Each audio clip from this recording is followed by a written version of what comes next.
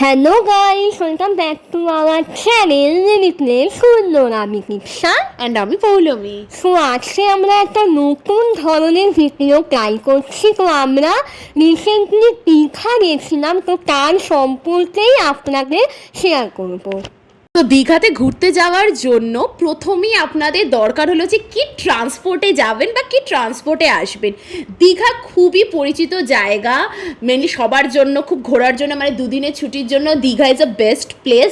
তো দীঘা আপনারা বাসেও যেতে পারেন, ট্রেনেও যেতে পারেন, দুটো মোডেই যেতে পারেন। ট্রেনে করে যদি আপনারা যান তাহলে আপনারা দুটো ট্রেন পেয়ে যাবেন। একটা হলো হচ্ছে সকালবেলা যাওয়ার জন্য ট্রেন পেয়ে যাবেন। সকালবেলা যে ট্রেনটি আছে তার নাম হলো হচ্ছে তাম্রলিপ্ত এক্সপ্রেস, যেটি হলো হচ্ছে 6:45-এ ছাড়ে। আর একটা বিকেলবেলা ট্রেন আছে যেটা হচ্ছে কান্ডারি এক্সপ্রেস, যেটা হচ্ছে 3টে থেকে ছাড়ে। আর একটা ট্রেন আছে পাহাড়িয়া এক্সপ্রেস, সেটা শুধু অনলি ফর শনিবার দিনকেই চলে। আর সব ট্রেনই হলো হচ্ছে হাওড়া থেকেই ছাড়ে। আর যদি আপনারা বাসে যেতে চান তাহলে আপনারা স্প্ল্যানেড বা আপনারা যেখানে যেখানে থাকেন সেখানকার বাস ডিপোর সাথে কন্ট্যাক্ট করে নিতে পারেন। সেখান থেকে আপনারা ইজিলি বাসও অ্যাভেল করে যেতে পারেন। AC bus, non AC bus সব বাসই যায় আপ টু নিউ দীঘা পর্যন্তই আপনাদের গিয়ে নামাবে। এবার হলো হচ্ছে আপনাদের বলা যায় যে হোটেল আপনারা কি করে বুক করবেন। হোটেল ওখানে প্রচুর হোটেল মানে অগন্তিক হোটেল। আপনারা যদি চান তাহলে আপনারা অ্যাডভান্সেও বুক করতে পারেন, আর আপনারা যদি না চান তাহলে ওখানে গিয়েও আপনারা বুক করতে পারবেন, কারণ ওখানে প্রচুর হোটেল আছে। আপনি আপনাদের অ্যাফোর্ডেবিলিটি রেঞ্জ হিসাবে বুক করতে পারবেন। আমরা আগে থেকে অ্যাডভান্সেই বুক করে গেছিলাম, তো অ্যাডভান্স বুকিং ইজ বেস্ট। আমরা হোটেল নিউ সাগরপ্রিয়াতে বুক করেছিলাম। ভিউটা আমরা একদম আপনাদের প্রথমেই দেখিয়ে দিয়েছি। আমরা অ্যাকচুয়ালি সি সাইডের হোটেলই নিয়েছিলাম, সি বিচের একদম গায়ে। আপনাদের প্রথমেই ভিউটা আমরা শেয়ার করে দিয়েছি। এবার আসা যাক আপনারা কোথায় কোথায় দীঘাতে ঘুরতে পারেন। দীঘা মানেই এখন সবাই জানে যে হচ্ছে সমুদ্র সৈকত আর জগন্নাথ মন্দির, কিন্তু সমুদ্র সৈকত আর জগন্নাথ মন্দির ছাড়াও দীঘাতে অনেক জায়গা ঘোরার আছে। আমরা কী কী ঘুরেছি সেটা আপনাদেরকে বলছি। আর যেগুলো আপনারা ঘুরতে পারেন আমরা কাভার করতে পারি, মানে আমরা যাইনি ঘুরতে, যেহেতু আমরা গেছিলামই একদিনের জন্য, আপনারা সেই জায়গাগুলো ঘুরে নিতে পারেন। সাথে আমরা আমাদের ঘোরার চার্ট প্ল্যানটা পুরো শেয়ার করে দিচ্ছি। আমরা অ্যাকচুয়ালি সকালে পৌঁছে গেছিলাম, সকাল বলতে আই থিঙ্ক 11টার মধ্যে। আপনারাও ট্রেন বা বাস যেতেই যান না কেন 11টার মধ্যে আপনাকে পৌঁছে দেবে। তারপর আমরা ওখানে গিয়ে আমরা ফার্স্টে হচ্ছে সমুদ্রে গিয়ে স্নান করে নিয়েছিলাম। দেন স্নান করার পর আমরা এসে লাঞ্চ করে জাস্ট রেস্ট নিয়েছিলাম। রেস্ট নেওয়ার পর আমরা 4টে নাগাদ বেরিয়ে গেছিলাম, 4টে কি 4:30 নাগাদ। ওখানে হলো হচ্ছে ঘোরার জন্য আপনারা ফার্স্ট দিন যদি নিউ দীঘাতে থাকেন তাহলে আপনাদের ঘোরার জন্য অনেক জায়গা আপনারা পেয়ে যাবেন। 1 নম্বর হলো হচ্ছে মেরিন মিউজিয়াম, 2 নম্বর অমরাবতী পার্ক, 3 নম্বর জগন্নাথ মন্দির, আর হলো হচ্ছে 4 নম্বর ওল্ড দীঘা বিচ মার্কেট। তো আমরা ফার্স্টে হলো হচ্ছে অমরাবতী পার্কে গেছিলাম। আমাদের হোটেল থেকে একদমই হাঁটা পথে ছিল, মানে একটুখানি জাস্ট। আপনারা যদি চান তো আপনারা টোটো অ্যাভেল করে নিতে পারেন, ভাড়া করতে পারেন। টোটোওয়ালারাই আমাদের বলে যে ভাড়ার দরকার নেই।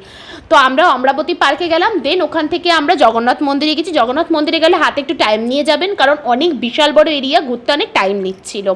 তারপরে ওখান থেকে আপনারা হাঁটা পথে বা টোটো নিয়ে আপনারা ওল্ড বিচ মার্কেটে চলে যেতে পারেন, ওল্ড দীঘা বিচ মার্কেটে। আমরা মেরিন মিউজিয়ামে যেতাম, কিন্তু মেরিন মিউজিয়ামটা বন্ধ থাকার জন্য ওটা আমরা যেতে পারিনি তখন। তো আমরা তখন ওল্ড দীঘা বিচ মার্কেটে গেছিলাম। আর আরেকটা জিনিস আপনাদেরকে বলে রাখি, ওখানে আপনারা 2জন যান, 1জন যান, 5জন যান, যে কজনই যান না কেন, আপনাদের টোটোতে উঠলেই ওখানে 100 রুপিস পেমেন্ট করতেই হবে। আমরা যেহেতু 4জন ছিলাম তো আমাদের 25 টাকা করে পড়েছে, 100 টাকাই পেমেন্ট নিয়েছিল। আমরা গেছিলাম ওল্ড দীঘা বিচ মার্কেট। তো সেখানে সেদিনকাই আমরা রাতে ডিনার কমপ্লিট করে আমরা হলো হচ্ছে আমাদের হোটেলে ফিরে এসেছিলাম টোটো করে। তো সেদিনকার জন্য আমাদের plan complete. Then next day হলো হচ্ছে আপনারা যদি পারেন তাহলে সকাল সকাল গেলেই বেটার অপশান, কারণ দুপুরের দিকে গেলে ওখানে প্রচণ্ড রোদ উঠে যায়, আপনারা ঠিকঠাক ঘুরতে পারবেন না। সকালে আপনারা উঠে আপনারা হলো হচ্ছে আপনারা সানরাইজ দেখে নিতে পারেন। দেন সানরাইজের পর আপনারা এসে ব্রেকফাস্ট করেই আপনারা টোটো ধরে বেরিয়ে যেতে পারেন। আপনারা একটা টোটো ভাড়া করে নিতে পারেন, ওখানে একটু টোটোওয়ালাদের সাথে আপনারা বার্গেনিং করে নেবেন। আই থিঙ্ক আমাদের 500 রুপিস নিয়েছিল টোটোওয়ালা। তো ওখানে আমরা টোটাল 3টে স্পট আমাদের ঘুরিয়েছিল। ফার্স্টে আমাদের নিয়ে গেছিলো মোহনা, দেন হলো হচ্ছে নোয়াখালী মন্দির, তারপর হচ্ছে শঙ্করপুর বিচ।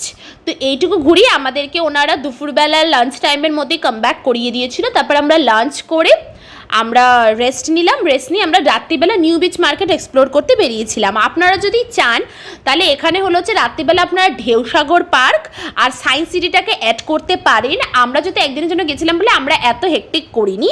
আপনারা ঢেউসাগর আর সায়েন্স সিটি পার্কটাকে রাতে করতে পারেন, আর তারপরে এসে আপনি new Digha beach market explore করতে পারেন।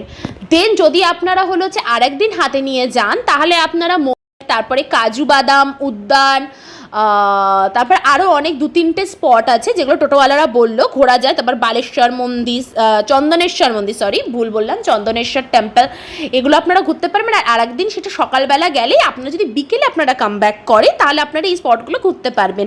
আমাদের যেহেতু সকালবেলা ট্রেন ছিল তো আমরা হলো হচ্ছে সকালবেলা ব্রেকফাস্ট করেই বেরিয়ে গেছি। আমাদের 10টা 30-এ তাম্রলিপ্ত এক্সপ্রেস ছিল কামিং ব্যাকের টাইমে হাওড়াতে আসার। তো এটাই হলো যে ব্যাপার। এবার খরচা কীরকম আপনাদের পড়তে পারে সেটা নিয়ে একটা আইটেনারি আপনাদেরকে বলে দিই। আপনারা যদি হলো হচ্ছে ট্রেনে করে যান তাহলে 110 টাকার টিকিট, যদি বাসে করে যান তাহলে 150 টাকার কাছাকাছি টিকিট, আর এসি বাসে গেলে 300 টাকার কাছাকাছি টিকিট পড়বে। তারপরে আপনি ধরুন হলো হচ্ছে যদি গ্রুপে যান তাহলে খুবই ভালো।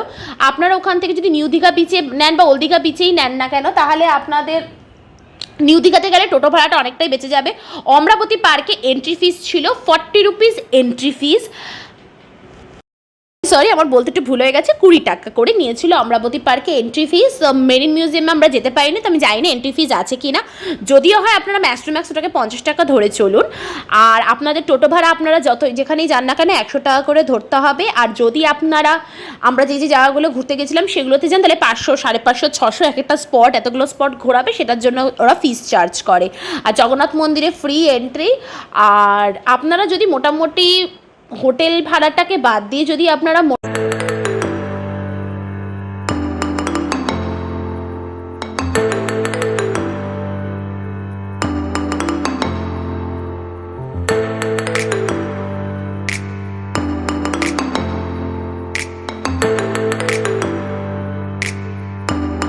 পার পার্সন 1000 ইজ এনাফ আপনাদের ঘুরে দেখার জন্য। দীঘাতে শুধুমাত্র সমুদ্র সৈকতই নয়, দীঘাতে অনেক সুন্দর সুন্দর জায়গা ঘোরার মতো আছে, আপনারা চাইলে এগুলো এক্সপ্লোর করতে পারেন।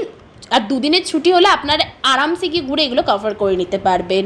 তো আমরা ওল্ড দীঘা আর নিউ দীঘার মার্কেট এক্সপ্লোর করেছিলাম। দাম একটু বেশি বললেও আপনারা বার্গেন করতেই পারবেন, তো ওরা হয়তো একটু কমাবেও।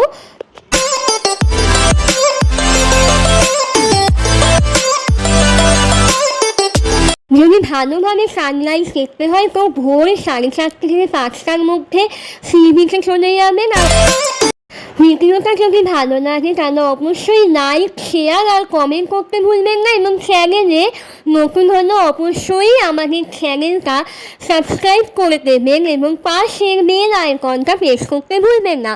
আর যদি ভিডিওটা ইনফরমেটিভ লাগে তাহলে অবশ্যই আপনাদের বন্ধুদের সাথে শেয়ার করবেন। বাই।